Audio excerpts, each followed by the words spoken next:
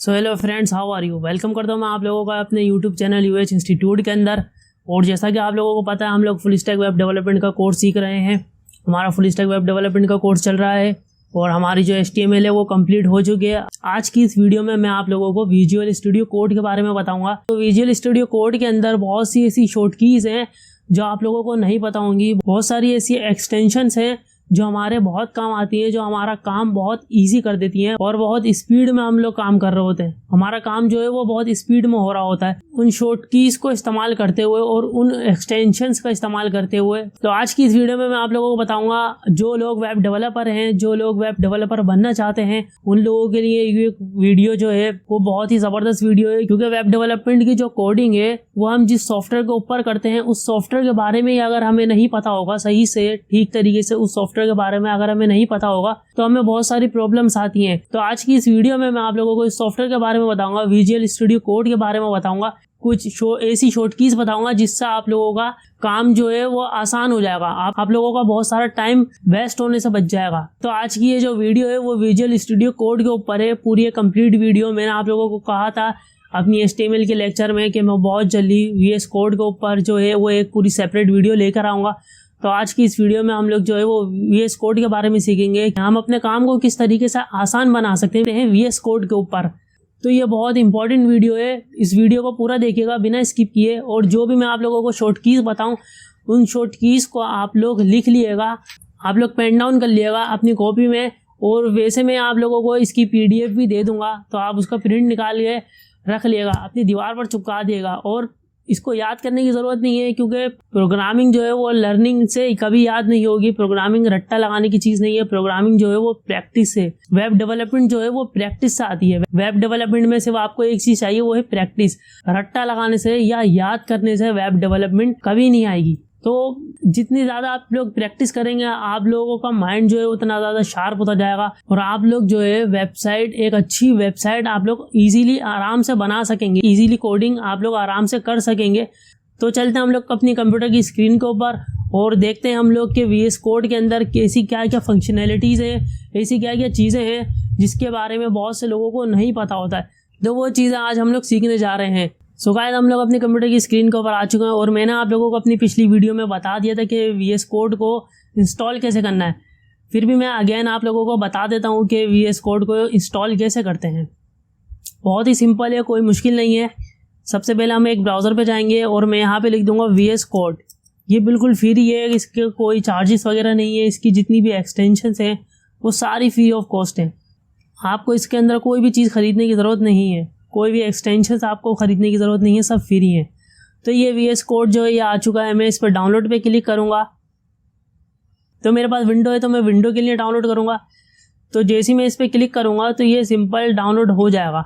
अब देखें, मैं इस पर क्लिक करता हूँ तो ये देखें अभी ये ऑटोमेटिक डाउनलोड हो जाएगा। जैसे मैंने इस पर क्लिक करा तो ये डाउनलोड हो जाएगा। लेकिन मेरे पास इंस्टॉल है, मुझे डाउनलोड करने की या इंस्टॉल करने की ज़रूरत नहीं है। और अगर आप लोगों को नहीं पता कि VS कोड कैसे इंस्टॉल करते हैं तो मैं आई बटन में इसका वीडियो का लिंक दे दूंगा, आप लोग वो वीडियो मेरी देख लिएगा। मैंने उस वीडियो में बताया है कि VS कोड को किस तरीके से इंस्टॉल किया जाता है। तो हम लोग आगे बढ़ते हैं। तो VS कोड को इंस्टॉल करके मैं इस वीडियो को लंबा नहीं करना चाहता, तो आप लोग मेरी वाली वीडियो जाके देख लिएगा। मैं उसका लिंक जो है आई बटन में दे दूँगा।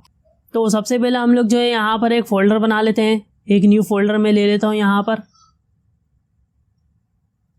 मैं एक न्यू फोल्डर ले लेता हूँ और इस फोल्डर को मैं ओपन करूँगा और इस फोल्डर को मैं VS कोड के अंदर ओपन करूँगा। यहाँ से मैं राइट क्लिक करूँगा और यहाँ से ओपन विथ कोड।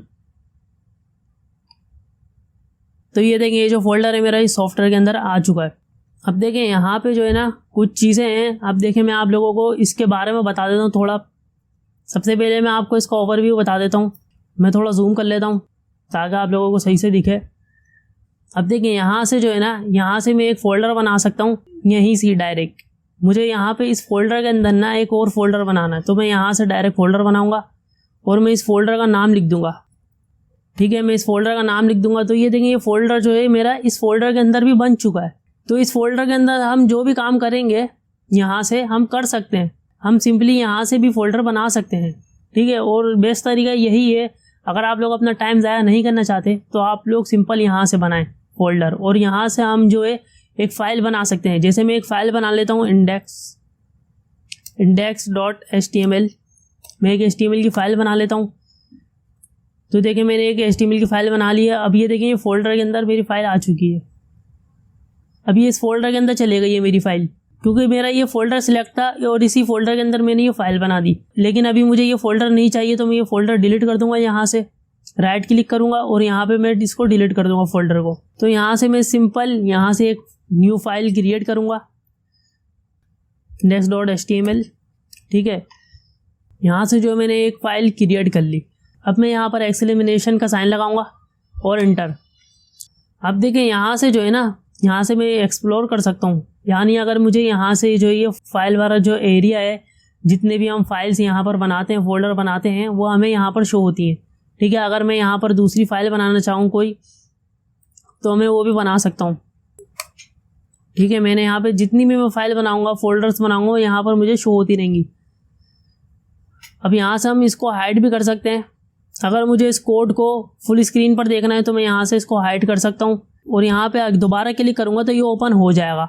और इसकी एक शॉर्ट की भी है कंट्रोल बी दबाऊंगा मैं, तो ये देखें यहाँ पे एक्सप्लोर ऑफ हो चुका है।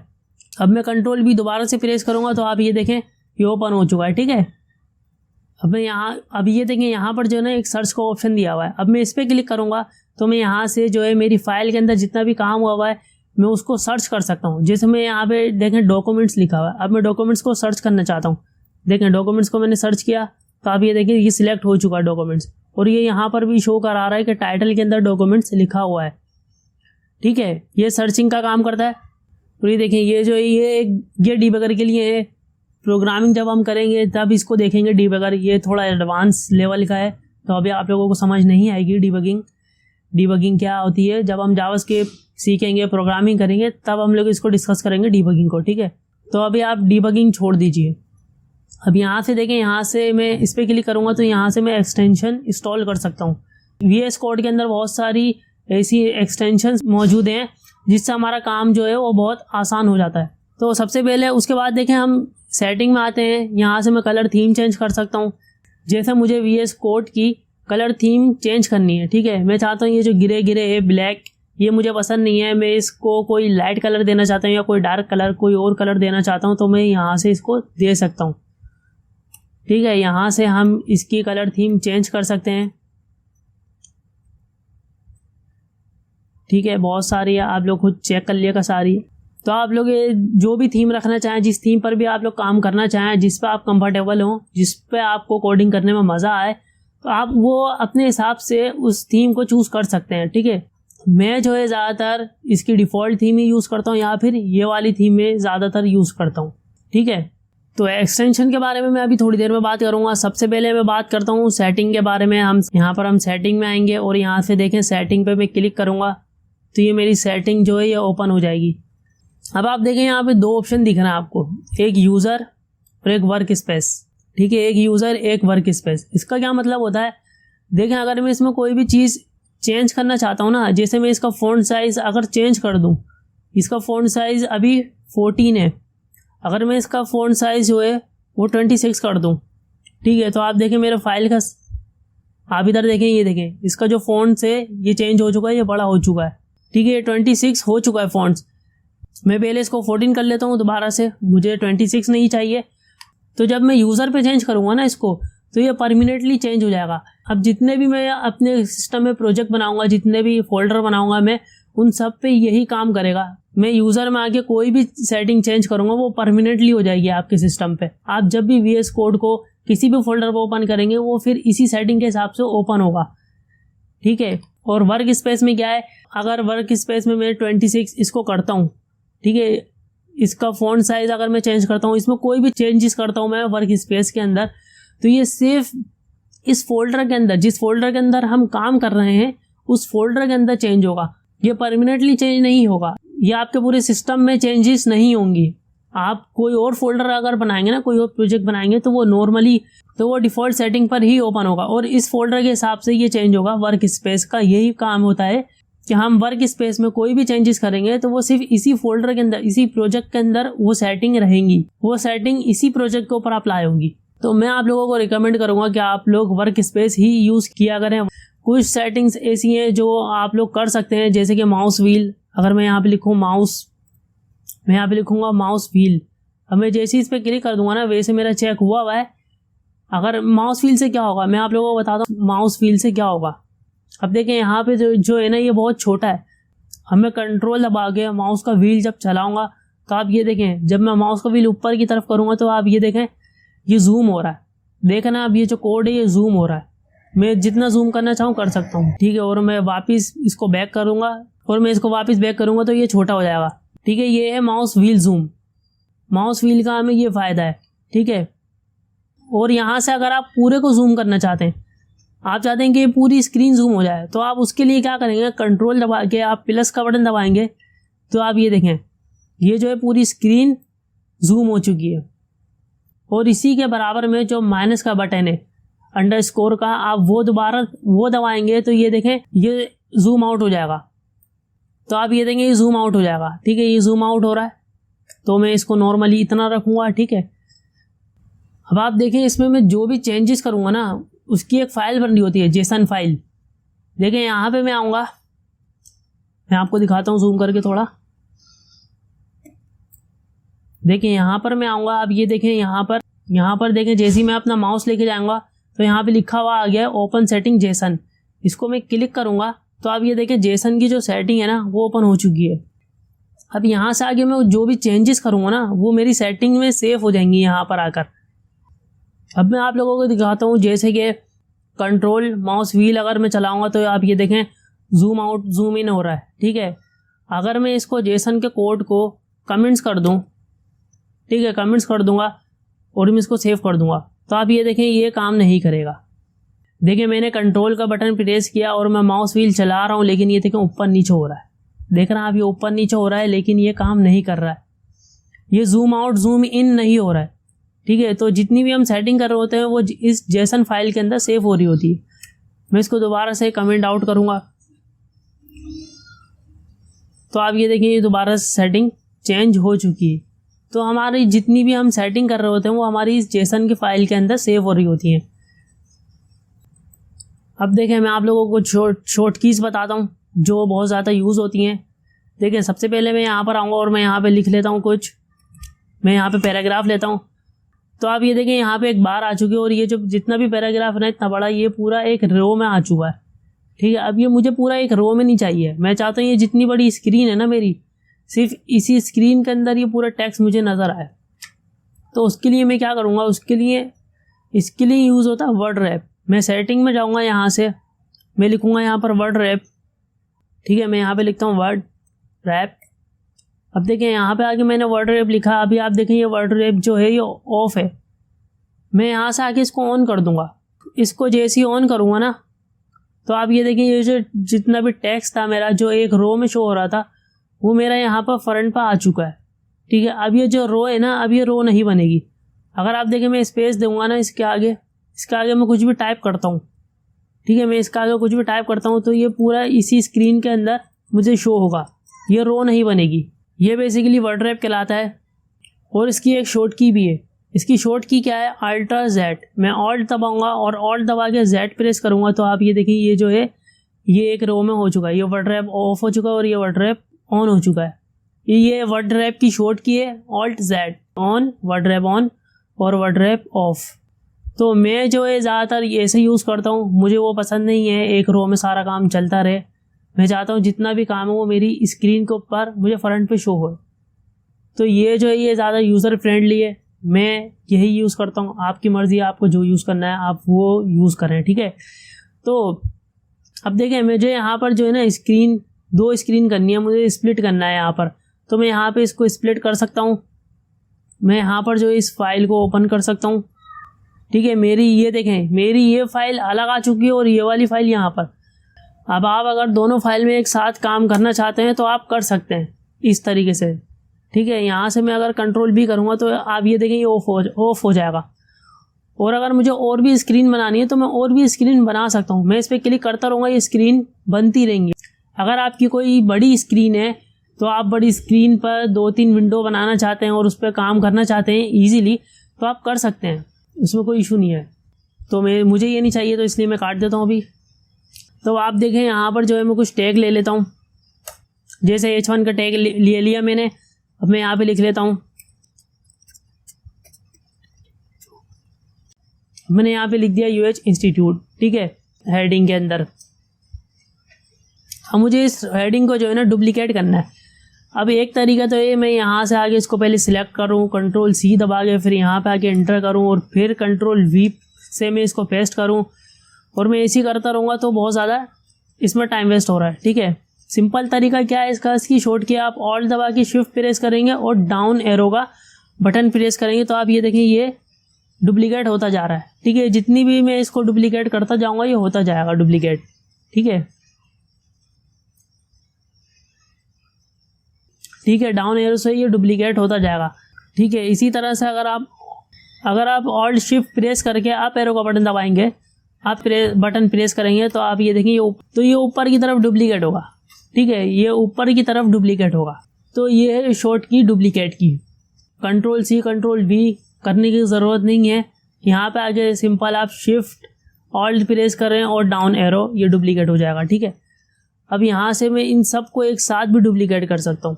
अब मैं यहाँ से आगे इसको पूरा सिलेक्ट करूँगा, सिलेक्ट करने के बाद मैं यहाँ पे शिफ्ट ऑल्ट प्रेस करूँगा और डाउन एरो का बटन जब मैं इसको प्रेस करूँगा तो आप ये देखें ये पूरा का पूरा डुप्लीकेट हो चुका है नीचे, ठीक है। अगर मैं ये पूरा पैराग्राफ डुप्लीकेट करना चाहता हूँ, मैं इस पैराग्राफ को सिलेक्ट करूँगा, शिफ्ट ऑल्ट और ये डुप्लीकेट, ठीक है। तो ये सिंपल तरीका है, कॉपी पेस्ट से बहुत ज़्यादा टाइम वेस्ट हो सकता है आपका, इससे काफ़ी आसानी है, काफ़ी हमारा टाइम इससे बच जाता है इन शॉर्ट की से, ठीक है। तो ये है डुप्लीकेट की शॉर्ट की, ठीक है। अब आगे चलते हैं, मुझे यहाँ पे मल्टीपल की लगानी है, यानी मैं ये चाहता हूँ ये जितने भी UH इंस्टीट्यूट लिखे हुए हैं यहाँ से लेके यहाँ तक है, मैं इन सबको एक साथ एडिट करना चाहता हूँ। तो उसके लिए मैं यहाँ पे क्या करूँगा, मैं यहाँ पर आके इसको क्लिक करूँगा, जहाँ से मुझे सिलेक्ट करना है उसका स्टार्टिंग पॉइंट पे मैं यहाँ पे क्लिक करूँगा और शिफ्ट प्रेस करके ऑल्ट प्रेस करूँगा और जहाँ तक मुझे सिलेक्ट करना है मैं यहाँ पे आके क्लिक कर दूँगा। सिंपली मैंने यहाँ पर आके क्लिक करा तो आप ये देखिए ये पूरा सिलेक्ट हो चुका है, ठीक है। तो आप देखें मैं इसको अगर एडिट करूँगा तो ये इजीली एडिट हो जाएगा सारे एक साथ। तो देखें मैं यहाँ पे काटता हूँ और आप यहाँ पे देखें तो देखा आप लोगों ने, मैं यहाँ पे सारे सबको एक साथ एडिट कर सकता हूँ, ठीक है। मैं वापस वैसे ही कर देता हूँ, मुझे स्पेलिंग बिगाड़नी नहीं है अभी। तो इस तरीके से मैं मल्टीपल लाइंस को एक साथ एडिट कर सकता हूँ, ठीक है। मल्टीपल वर्ड्स को मैं एक साथ एडिट कर सकता हूँ। अब ये था मल्टीपल रोज का, ठीक है। अब मुझे यहाँ पे आके सिलेक्ट करना है।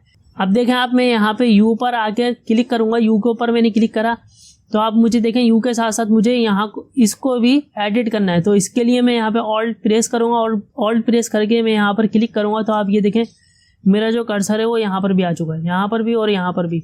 अब इसी तरीके से मुझे जहाँ जहाँ कर्सर लगाने हैं, जहाँ जहाँ मुझे एडिट करना है, मैं वहाँ पर क्लिक करता रहूँगा, ऑल्ट का बटन प्रेस करके रखूँगा और मैं वहाँ पर क्लिक करता रहूँगा, ठीक है। तो ये यहाँ पर क्लिक हो चुका है। अब मैं यहाँ पर अगर कुछ लिखना चाहूँ तो मैं यहाँ पर लिख सकता हूँ, ठीक है। एक साथ एक साथ में मल्टीपल अल्फ़ाबेट्स को, मल्टीपल लाइन को, मल्टीपल पैराग्राफ हेडिंग्स वगैरह को एडिट कर सकता हूँ इसके ज़रिए, ठीक है। तो ये जो की है ये भी बहुत ज़्यादा यूज़ होती है। एक की जो मैं आप लोगों को बता रहा हूँ ये बहुत ज़्यादा यूज़ होती है। देखें मैंने यहाँ पे ये पूरा वर्ड इंस्टीट्यूट, मैंने यहाँ पर पूरा ये वर्ड सिलेक्ट करा। अब इस वर्ड को सिलेक्ट करने के बाद मैं जैसे ही कंट्रोल D दबाऊंगा तो आप ये देखें दूसरा जो वर्ड है ना इंस्टीट्यूट, वो भी सिलेक्ट हो चुका है। जैसे ही मैं कंट्रोल D प्रेस करता रहूँगा यहाँ पे जितने भी इंस्टीट्यूट है वो सब सिलेक्ट हो जाएंगे। कंट्रोल शिफ्ट D की जो शॉर्ट की से वो क्या काम करती है, वो ये काम करती है एक जैसे वर्ड को सिलेक्ट करती है। अब देखिए मैं यहाँ पे सिर्फ N और S को सिलेक्ट करना चाहता हूँ तो मैं यहाँ पे N और S को मैं यहाँ पे सिलेक्ट करूँगा और सिलेक्ट करने के बाद कंट्रोल D, मैं कंट्रोल D करता जाऊँगा या अगर कंट्रोल D का बटन में प्रेस करके रखूँगा तो अब ये देखो ऑटोमेटिक जितने भी थे N और S इसने पूरी फाइल के अंदर से N और S सिलेक्ट कर लिए हैं। अब मैं अगर इसको एक साथ एडिट करना चाहूँ तो मैं कर सकता हूँ, ठीक है। हर सब जगह के वर्ड्स को मैं एक साथ एडिट कर सकता हूँ, ठीक है। और मैं वापस से कहीं भी क्लिक करूँगा तो ये वापस से नॉर्मल हो जाएगा और सारे कर्सर हट जाएंगे। जैसे मैं यहाँ पे सिलेक्ट करूँगा ये सारे सिलेक्ट हो चुके हैं।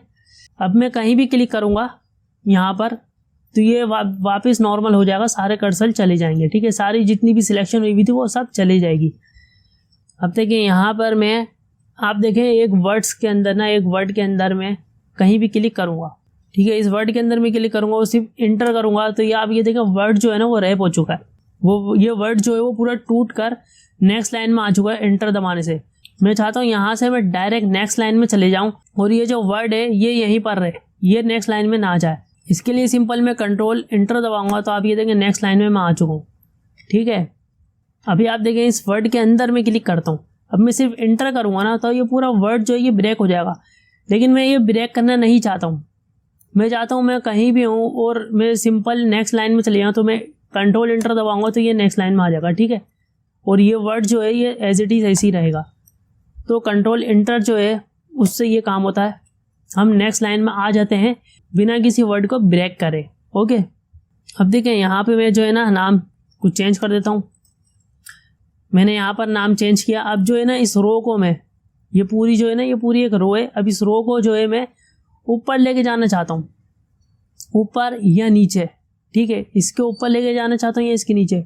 तो उसके लिए जो शॉर्ट की लगती है उसके लिए लगती है ऑल्ट प्रेस करके मैं अप एरो का बटन प्रेस करूँगा तो आप ये देखें ये जो है लाइन पूरी मेरी जो ये रो है ये ऊपर टॉप बॉटम में कहीं भी लेके जा सकता हूँ।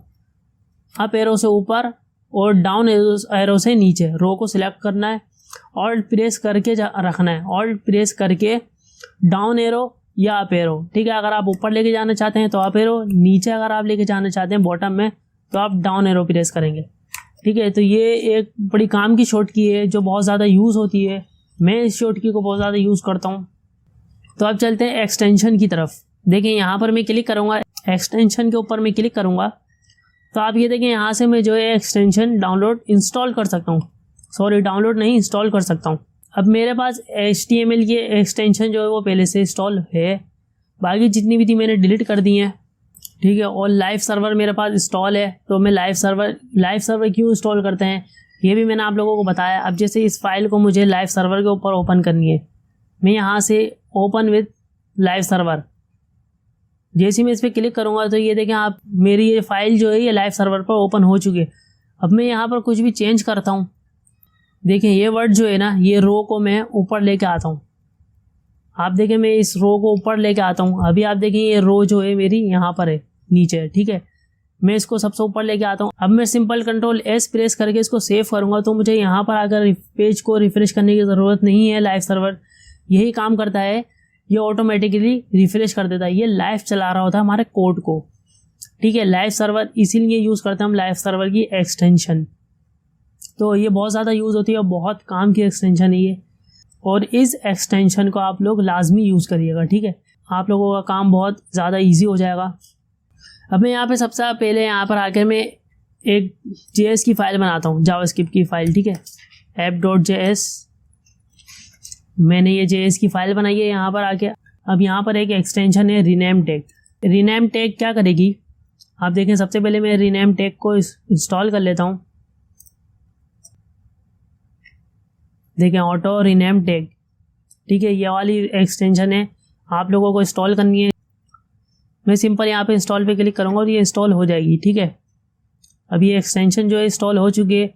अब ये क्या काम करेगी, ऑटो रीनेम टैग की एक्सटेंशन जो वो ये काम करती है, जैसे मैं यहाँ पे एक टैग लेता हूँ नेव का, नेव बार, जैसे मैंने एक नेव का टैग ले लिया। अब मैं इस टैग को जो है ना मैं चेंज करना चाहता हूँ। मुझे नेव का टैग नहीं चाहिए, मुझे जो टैग चाहिए वो पैराग्राफ का चाहिए, P का। तो मैं इसको रिमूव करके यहाँ से सिंपल P लिखूंगा तो आप ये देखें ओपनिंग टैग और क्लोजिंग टैग, ये ओपनिंग टैग है और ये क्लोजिंग टैग है। मैंने सिर्फ ओपनिंग टैग का नाम चेंज करा था और ये क्लोजिंग टैग ऑटोमेटिक खुद ही चेंज हो चुका है ऑटो रीनेम टैग की वजह से। अगर मैं इसको अनइंस्टॉल करता हूँ, अब आप देखें यहाँ पे जो है ना S2 में यहाँ पे लिखता हूँ, मैंने यहाँ पे इंटर करा। अब आप देखें मैं यहाँ पे ना इसको, ठीक है, अब ये बोल रहा है रीलोड रिक्वायर्ड, तो रीलोड कर लेते हैं पहले, सबसे पहले। तो आप ये देखें ये रिफ्रेश हो चुका है। अब मैं S2 का टैग लेता हूँ यहाँ पे। ठीक है, अब मैंने S2 का टैग लिया। अब मैं इसको रिमूव करूँगा। अब देखिए मैं यहाँ पे HR लिखूँगा, मैंने HR का टैग ले लिया। ओपनिंग टैग में मैंने इसको लिखा है। ठीक है, ओपनिंग टैग में मैंने इसको चेंज तो कर दिया, लेकिन आप ये देखें क्लोजिंग टैग में ये चेंज नहीं हुआ है।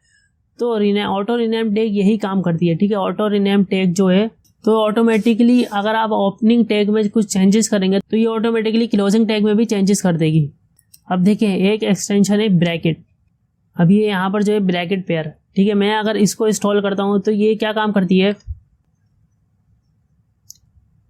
अब मैं यहाँ पर आता हूँ, यहाँ पर मैं कुछ कंडीशन लिखता हूँ। मैंने यहाँ पे लिखा इफ़ स्टेटमेंट मुझे चाहिए, ठीक है। तो मैंने यहाँ पे इफ़ की कंडीशन लिखी। अब मैं यहाँ पे एक लूप ले लेता हूँ।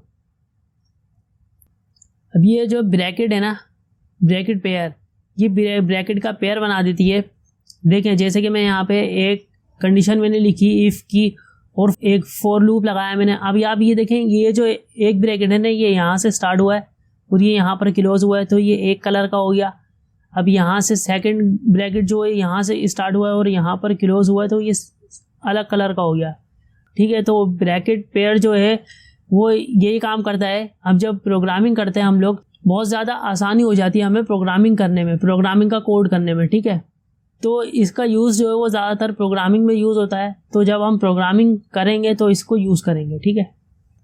और यहाँ पे आप लोगों को सारी एक्सटेंशन मिल जाएंगी CSS की, जावास्क्रिप्ट की। उससे आप लोगों का कोड जो काफ़ी ज़्यादा ईजी हो जाता है। आप लोगों को पूरा कोड टाइप करने की ज़रूरत नहीं होती। आप सिर्फ उसका स्टार्टिंग का वर्ड लिखे हैं, वो पूरा कोड आपको एज इट इज़ प्रिंट करके दे देता है। अगर मैं यहाँ पे CSS इंस्टॉल करूँ तो आप ये देखें, अगर मैंने यहाँ पे CSS लिखूँ तो ये CSS की एक्सटेंशन आ जाएगी, HTML CSS। मैं इसको इंस्टॉल करूँगा तो CSS का कोड जो है करने में मुझे बहुत ज़्यादा आसानी हो जाएगी, ठीक है। इसी तरीके से जावास्क्रिप्ट की भी एक्सटेंशन है। जब हम जावास्क्रिप्ट का कोड करेंगे तब इस एक्सटेंशन का हम लोग इस्तेमाल करेंगे। जावास्क्रिप्ट की, रिएक्ट की, सबकी एक्सटेंशन मौजूद है इसके VS कोड के अंदर। तो ये इतना कमाल का सॉफ्टवेयर है, इतना ज़बरदस्त सॉफ्टवेयर है ये। तो आप लोग इस सॉफ्टवेयर को अच्छे से रीड करें, अच्छे से आप लोग इस सॉफ्टवेयर को जो है ना, इस सॉफ्टवेयर के ऊपर आप लोग अच्छे से प्रैक्टिस करें। जब तक आप लोगों की इस सॉफ्टवेयर के ऊपर प्रैक्टिस अच्छी नहीं होगी, आप लोगों को प्रोग्रामिंग करने में मुश्किल होगी। आप लोग जब प्रोग्रामिंग की तरफ बढ़ेंगे, प्रोग्रामिंग के आप लोगों को डिज़ाइनिंग करने में भी प्रॉब्लम होगी। जब आप लोगों को सॉफ्टवेयर सही तरीके से यूज़ करना नहीं आएगा, सही तरीके से चलाना नहीं आएगा। आप लोगों ने सॉफ्टवेयर को चलाना सीख लिया ना सही से, तो आप लोग कोडिंग जो है वो इजीली, आसानी से कर सकते हैं। आपका काफ़ी टाइम बच जाएगा। मैंने जो ये आप लोगों को शॉर्ट कीज बताई हैं, आप इन शॉर्ट की इसकी अच्छे से प्रैक्टिस करें।